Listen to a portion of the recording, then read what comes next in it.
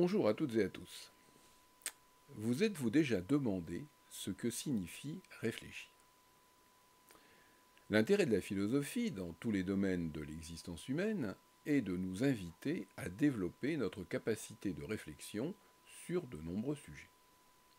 Mais que faut-il entendre au juste par réfléchir? En quoi consiste l'intérêt d'une telle démarche, qui n'est pas seulement intellectuelle, mais qui relève également d'une éthique de la pensée qui se traduit ensuite dans la manière dont nous conduisons notre vie et par conséquent nos actions. Réfléchir, ce n'est pas simplement avoir des idées, ce n'est pas seulement produire des représentations plus ou moins en rapport avec le réel que nous tentons de rendre lisible. Il y a quelque chose de plus dans la réflexion, de plus profond, de plus rigoureux. Dans l'idée de réflexion, il y a l'idée d'un retour sur soi, d'une reprise et d'une ressaisie de la pensée par elle-même.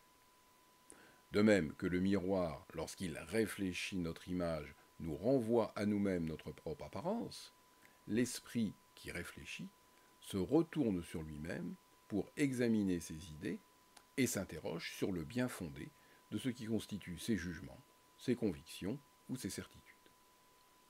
Pour parler comme Spinoza, réfléchir consiste à produire des idées de ses propres idées. Autrement dit, il s'agit de prendre le contenu de ses pensées comme objet et de les examiner, de se demander comment telle idée s'est constituée, quelle a été sa genèse en son esprit. La réflexion consiste à se demander pourquoi on pense ce que l'on pense. La réflexion est donc la condition indispensable à toute remise en question.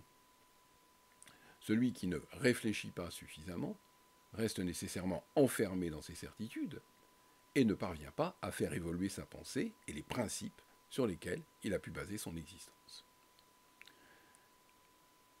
La réflexion répond au « connais-toi toi-même » socratique. Cette formule, inscrite sur le frontispice du temple de Delphes et que Socrate reprend à son compte, est souvent mal comprise, car elle est interprétée de manière anachronique. En effet, nous avons aujourd'hui tendance à comprendre cette phrase de manière excessivement psychologisante. Nous y voyons une invitation à l'introspection, dans le but de mieux connaître son caractère ou sa personnalité. Or, cette interprétation est très éloignée du sens que lui donnaient les Grecs de l'Antiquité, et plus particulièrement Socrate. Se connaître soi-même signifie d'abord, pour les anciens Grecs, connaître sa place dans le cosmos, c'est-à-dire savoir où l'on se situe dans une nature ordonnée et hiérarchisée. Mais il semblerait que Socrate ait fait subir à cette phrase un glissement de sens, pour en faire aussi une invitation à la réflexion. Connais-toi toi-même veut également dire pour Socrate, efforce-toi de bien connaître ce que tu penses. Interroge-toi pour savoir pourquoi tu penses ce que tu penses et si ce que tu penses est suffisamment fondé en raison. Interroge la cohérence de ta pensée. C'est dans ce sens que la réflexion est, comme le souligne Socrate dans le Sophiste de Platon, un dialogue silencieux de l'âme avec elle-même. En tant qu'elle n'est pas un corpus de connaissances définitivement établi et constitué, et une discipline de réflexion, la philosophie est essentielle à toute pratique. C'est pourquoi elle devrait intervenir dans tous les cursus de formation et ne pas seulement se cantonner dans une spécialité. Apprendre à interroger ces pratiques, questionner leur sens et leur fondement, devrait être considéré comme essentiel pour les ingénieurs, les managers, les personnels administratifs, les professionnels de la santé et bien d'autres.